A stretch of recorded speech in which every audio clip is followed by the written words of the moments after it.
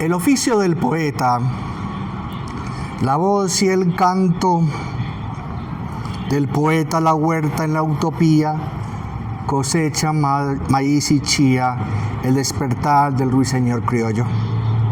Vive en el verbo y la prosa, el guardián del amor y la pasión, el compañero del encuentro soñado, letras dispersas unidas en el canto por la vida.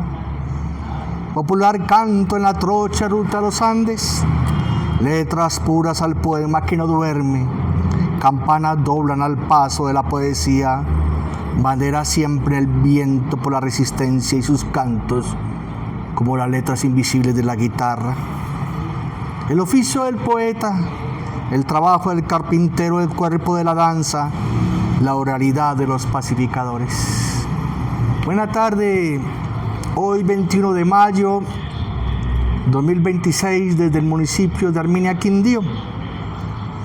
Empezamos con un poema, el oficio del poeta, porque el poema describe a la persona, al colombiano, al quindiano, que hoy prácticamente representa su historia de vida como ese poema del oficio del poeta. Bienvenido, les presento a Francisco Un gusto en saludarlo. Uribe Delgadillo. Qué bueno verle. Gracias por esta oportunidad que nos encontramos en el camino de tantos que hemos trajinado juntos, o yo contigo trajinado. Y se nos ocurrió que hay que hablar, hay que ser romancero con la historia de la vida de los hombres y mujeres que han curtido las montañas, que han navegado por los ríos, que han navegado por la trama de la vida, de la política, de las ilusiones y los sueños. Don Francisco, cuéntame, ¿usted cuándo nació? ¿En qué fecha nació? El 3 de febrero del año 1952. 1952. Estábamos en la época liberal y conservadora. Y usted estaba naciendo en esa ola de violencia, de dolor y sufrimiento de nuestro pueblo. ¿Para qué ve el nacimiento? Nace un prócer, nace un personaje para la paz. Entonces, 1952, pongámosle a ello, ¿en qué colegio estudió? Yo en mi época estudié primero en la escuela. ¿Qué escuela? La escuela de los fundadores. ¿Usted recuerda a su primer profesor cómo llamaba? Sí, claro. Me llamaba Luis Felipe Muñoz. ¡Opa! Y acá cerca, aquí en la carrera 15, entre calles 15 y 14. Luego pasó a bachillerato, ¿dónde? Y luego ya el bachillerato lo hice en el colegio Alejandro Suárez, pero ya nocturno. Oye, a propósito, Francisco, ¿a usted le tocó la cátedra de historia? ¿Le enseñaron historia en el colegio? Sí, claro, en la escuela sí, obvio que sí, en la época nos enseñaban la historia patria. Mire lo que acabamos de encontrar. Don Francisco sí logró tener cátedra de historia. Y por eso, a medida que estamos dialogando, vamos a encontrar cómo lo importante es la cátedra de historia. Bueno, Francisco, ¿usted qué visión tenía de su proyecto de vida? ¿A qué se iba a dedicar después de pasar el proceso de niño, adolescente y maduro? Pues a mí me cambió la vida porque desde niño pues fui de una cuna muy humilde. Mi padre murió a temprana edad, a los 44 años de edad, y pues mi señora madre, en eso éramos 11 hermanos y ella no trabajaba, entonces pues los mayores trabajaban para el sostenimiento de los menores. O el clásico de familias. Exacto. Clásico, 11, 10 hermanos, 11 hijos. Sí. Interesante. Y entonces ya la vida, después de que yo ya fui mayor de edad, que en esa época era los 21 años de edad, ¿cierto? 21 años de edad, pues desde muy temprano a trabajar. 21 años, 1973. Sí, pero yo entré a trabajar en el año, el 6 O sea, tuve es decir, cuando estuve joven, pues yo era como un vendedor ambulante. Vendía el tiempo, vendía espectadores en ese tiempo, vendía la lotería y... ¿Me recuerda un poco qué valía un diario en esa época? No, pues que en esa época se hablaba de centavos. ¿De centavos? Claro, de centavos. ¿Y la lotería cuánto valía? No, pues eso valía baratísimo. Pues le comento de que tuve la oportunidad de ganarme un quinto en la lotería. Y en esa época me dieron 120.000 pesos. 120.000 pesos, interesante. A pesar de ganarme un quinto, me dieron 120, pero era en ese tiempo más o menos... Miren los orígenes, la cuna de Don Francisco. Y nos estamos encontrando unas raíces que germinaron por la vida, por ver el mundo de manera diferente, de romper barreras. Ya tiene unas barreras sociales muy fuertes, como era una familia grande y ausencia del padre por la muerte. Don Francisco, ¿y cuándo hubo ese despertar? Un despertar que hoy lo tiene como un ser maduro en análisis de contexto, en análisis histórico, en análisis de interpretar lo que pasa en el territorio. La verdad ¿Cuál fue su semillero? Yo nunca me imaginé que yo iba a ser un líder.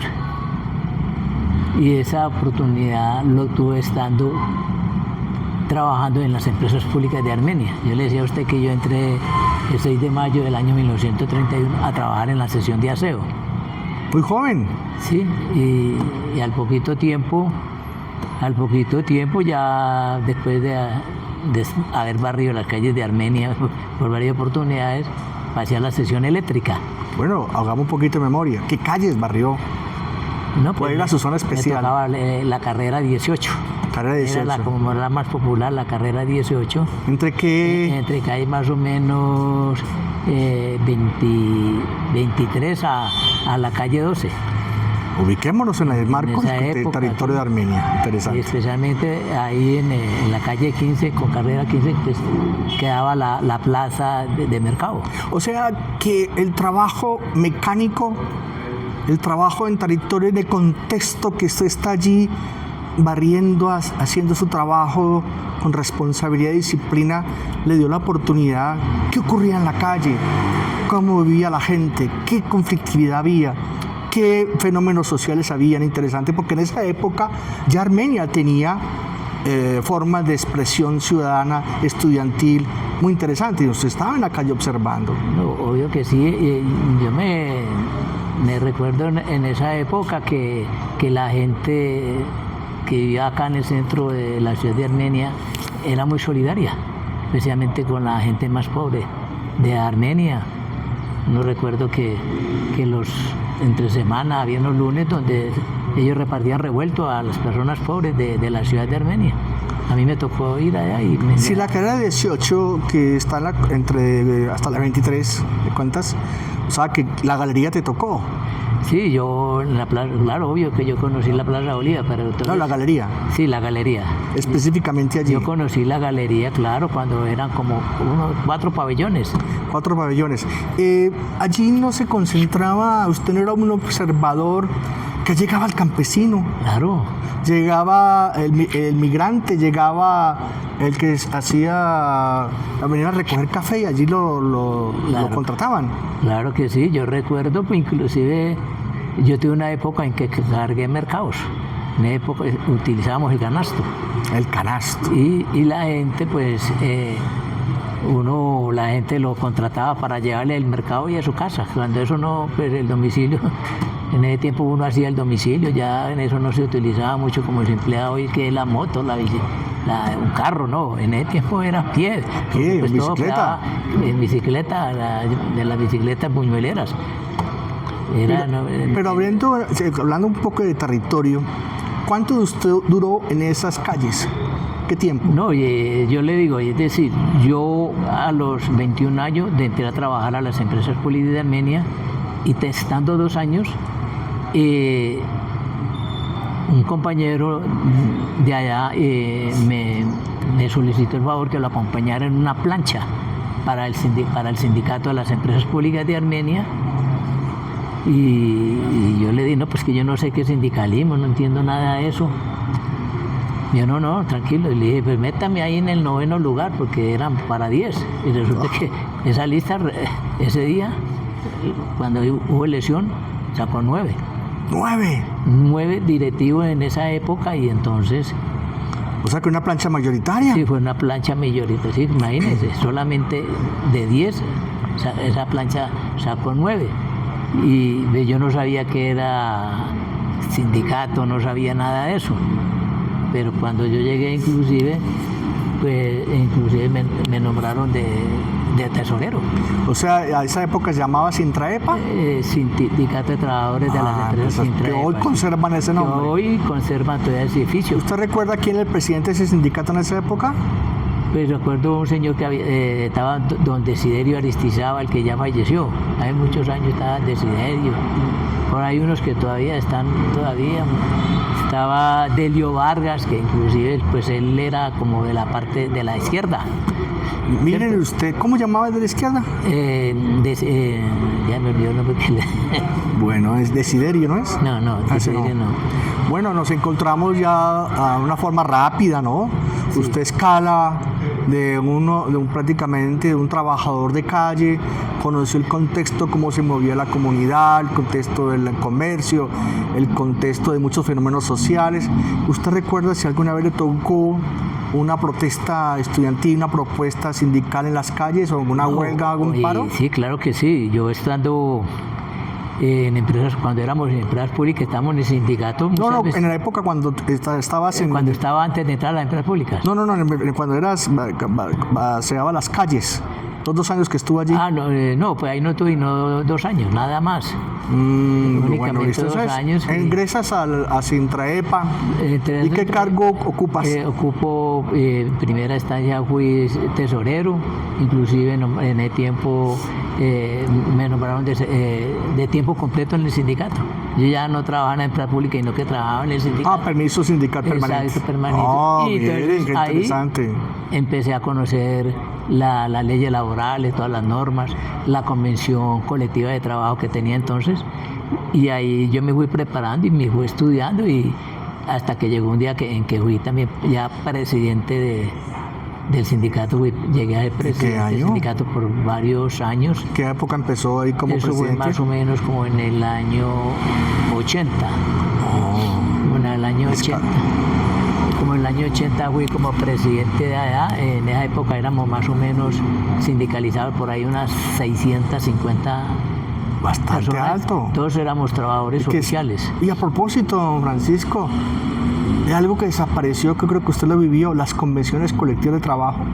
¿Le tocó negociar? Sí, claro, yo negocié más o menos en empresas públicas unas 10 convenciones colectivas de trabajo, claro que sí. Ya pues. Siendo... No se los dije, se los canté. El oficio del poeta, el oficio de don Francisco.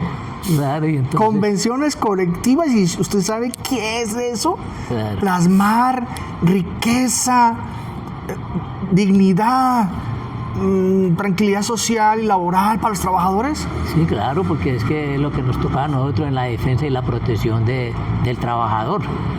Y pues nosotros en la convención colectiva logramos establecer una cláusula donde todos teníamos estabilidad, que fue la mejor estabilidad del país. Wow. La tuvimos toda esa mejor estabilidad.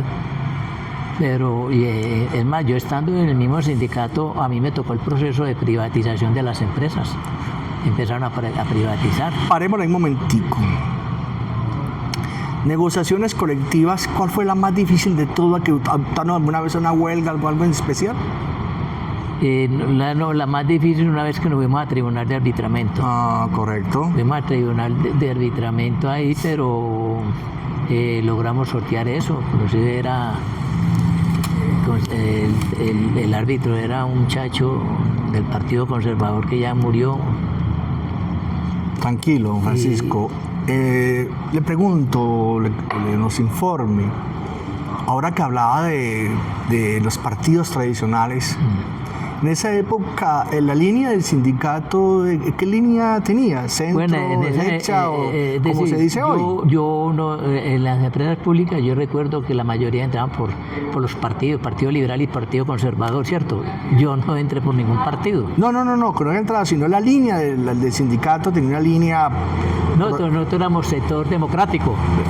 Utilizamos mucho la democracia porque pues nosotros, es más, yo recuerdo yo siendo presidente, nosotros llevamos todos los candidatos a las asambleas. ¡Qué bien! Llevamos allá a la asamblea, le presentamos a la gente y entonces pues a ellos les gustaba que invitábamos al alcalde, invitábamos, ¿cierto? Antes no había gobernador alcalde, invitamos al alcalde, invitamos a todos los políticos.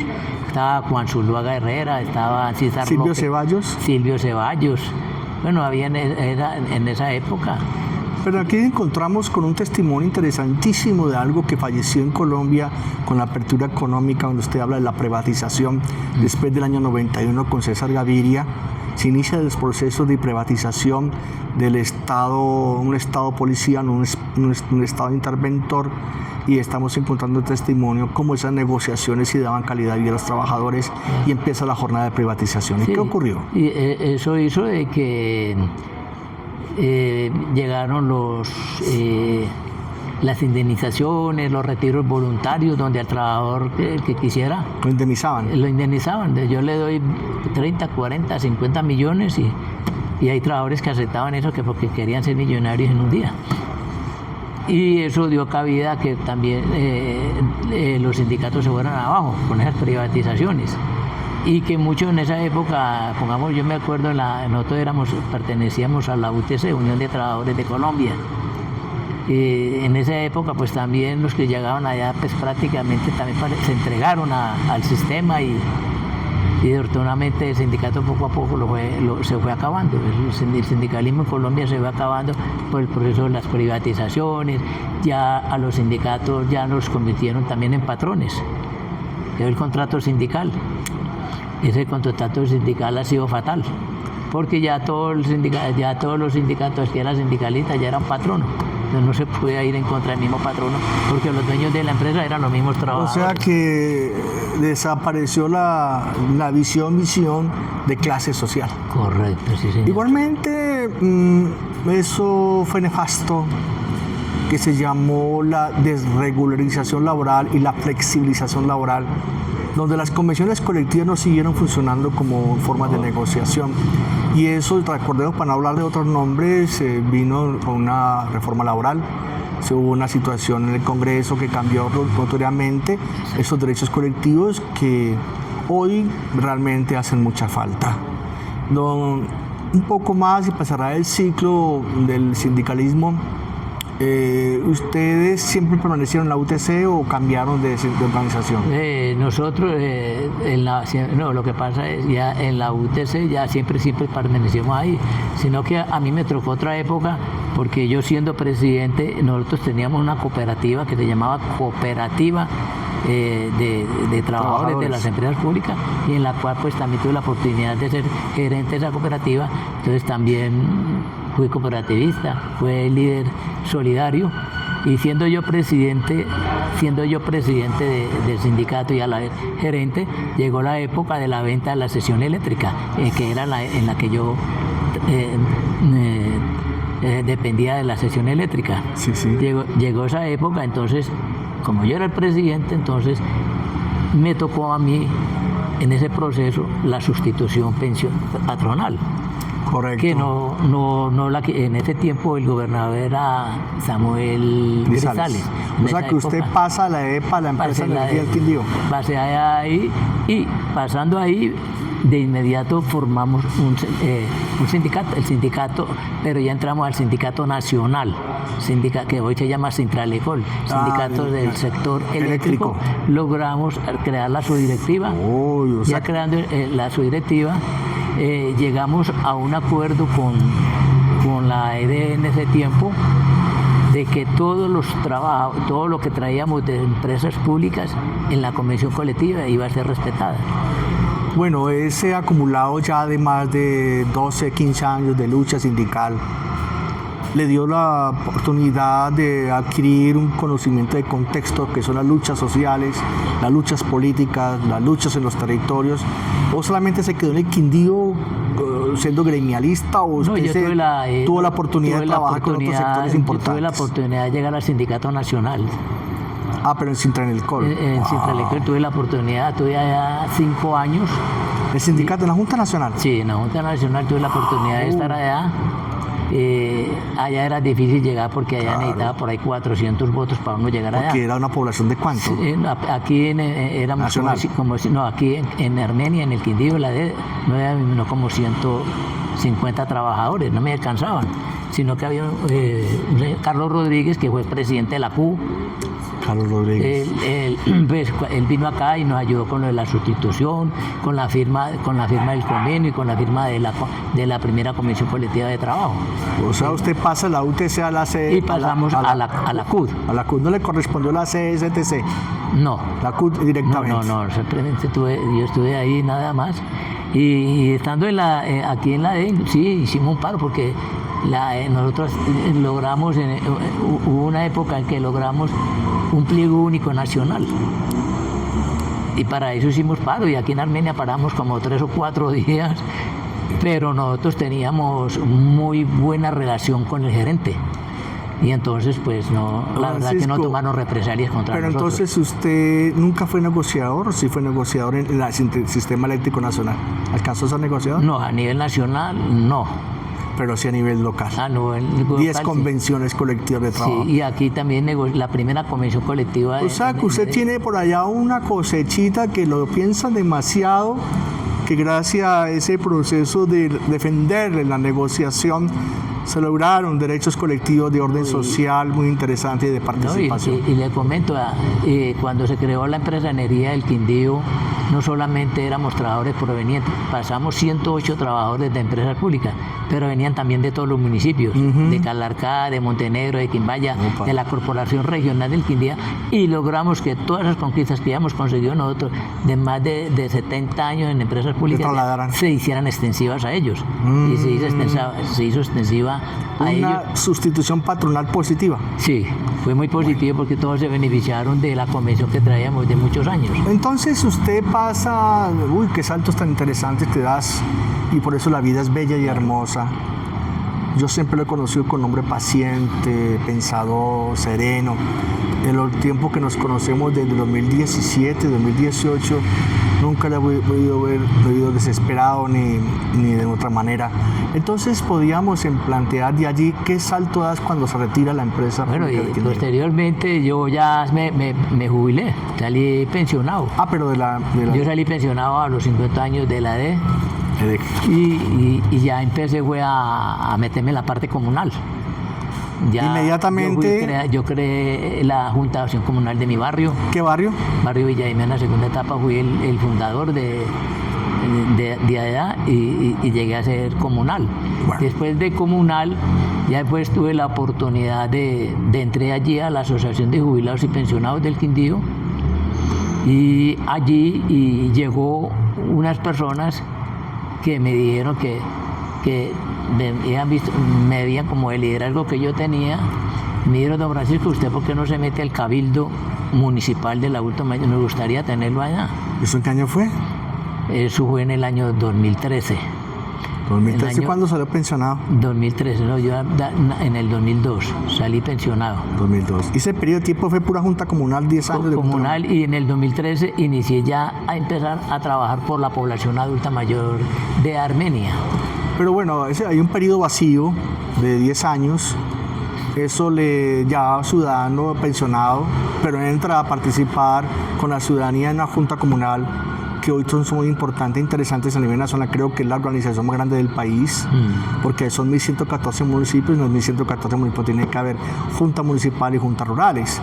¿Qué sucedió en ese periodo? ¿Se militó en un partido, militó en alguna organización específica, militó en alguna cosa, o solamente se dedicó a la junta? No, yo a la política Cero. Cero política. Partidista, ¿no? No, sí, no le han, a pesar de que pues, sabía que existían los partidos, pero no me matriculé en ningún partido. Qué bien. Porque pues nunca necesité del Pero eso no implica que no haya sido sujeto político. Pero sí, exacto, y siempre defendía en las partes donde estuve siempre la democracia. En ese sentido la democracia no era revolucionario, como me decían, o que yo era un guerrillero, a pesar de que si yo siendo sindicalista me siguieron porque decían que yo era guerrillero. No. Y mentiras, que eso no era verdad. Bueno, en esas épocas que usted estuvo allí en ese marco de referencia, que sale de la EPA, pasa a la empresa de energía del Quindío, estamos hablando hasta qué año estuvo en la empresa, hasta el 2002. En las empresas públicas en la ADE salí en el 2002. Entonces, mira, allá hay un periodo de tiempo de mucha violencia en el Quindío. Había una situación bastante crítica de orden nacional. Los años 80 fueron muy tenaces. Recordemos que en esa época, los años 85, evoluciona el fenómeno de la violencia en Colombia a nivel de zona rural, se evoluciona el papel del paramilitarismo. Igualmente empiezan las negociaciones en el territorio nacional.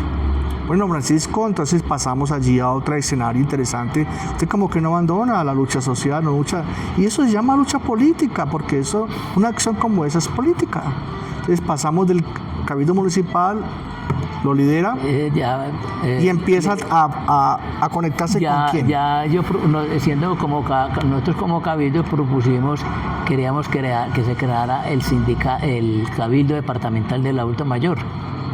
Y se creó en el año 2018, se creó el Cabildo y logramos que tras esa ordenanza se constituyera en cada municipio un Cabildo municipal. Esa época nos conocimos. Sí, se creó. ¿Abajo dónde era? Sí, ¿Dónde era? Sí. Abajo en la 50... En Sendas. Sendas. Las antiguas Sendas.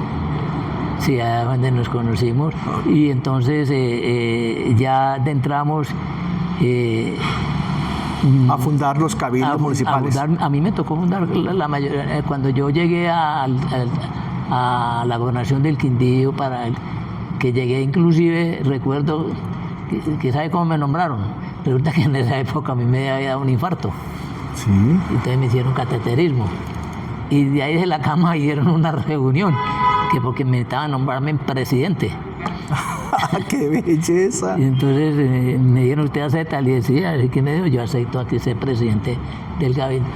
Y ahí fue cuando me tocó empezar con los demás cabildantes a visitar los municipios, a los alcaldes, para poder crear los demás cabildos en un Pero municipio. también tengo conocimiento que usted también se introdujo en la organización del Consejo Territorial de Planeación. No, sí.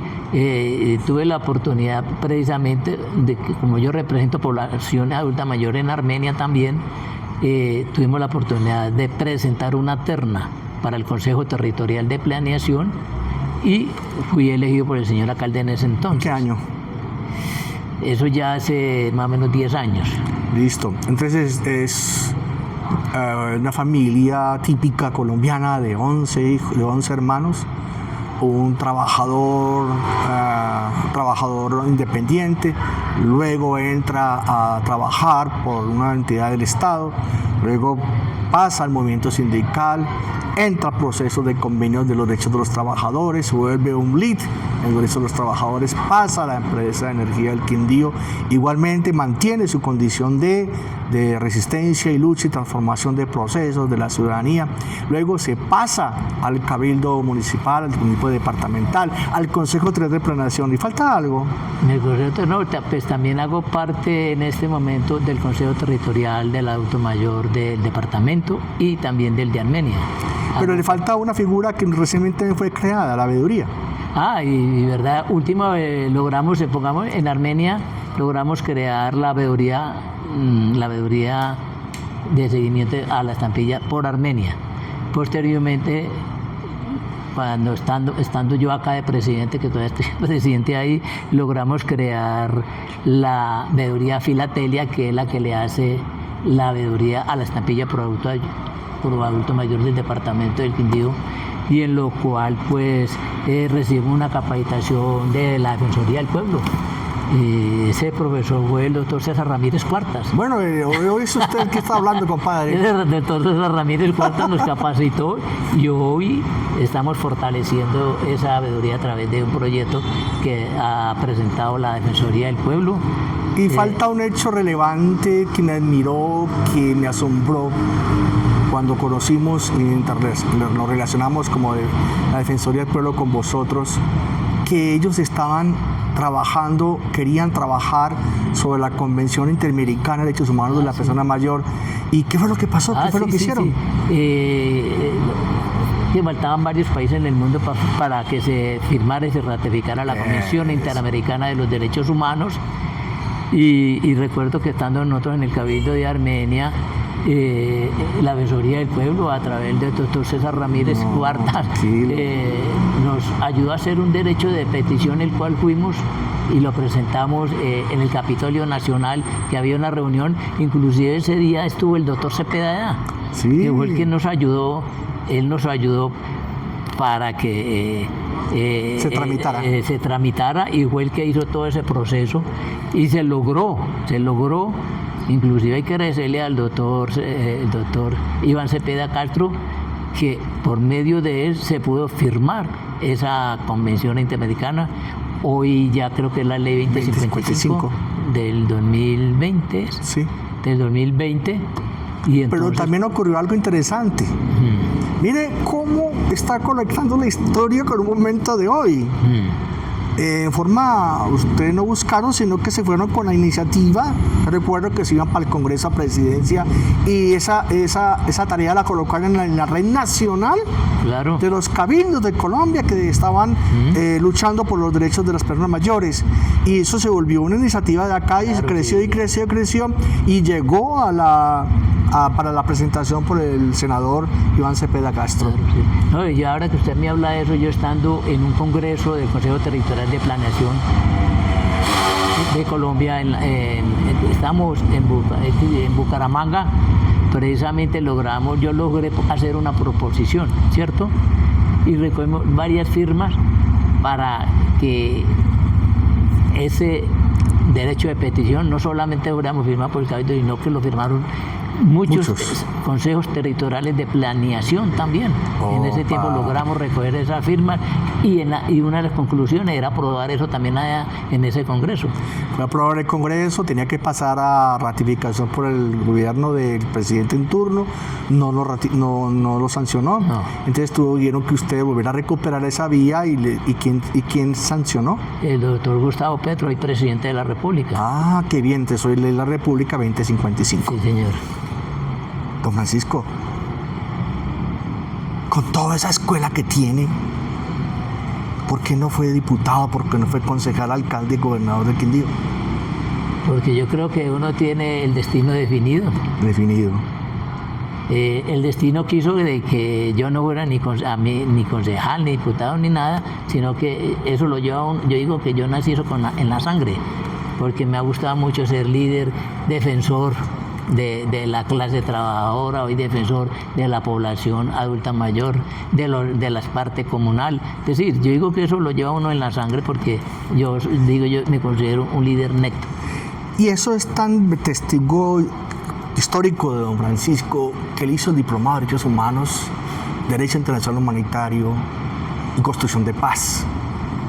Y pasó por esa experiencia de derechos humanos y eso fortaleció el proceso de manera magnífica. Bueno, Francisco, ¿y hoy cómo estamos en su visión política, en su visión del mundo, en su convicción de la humanidad?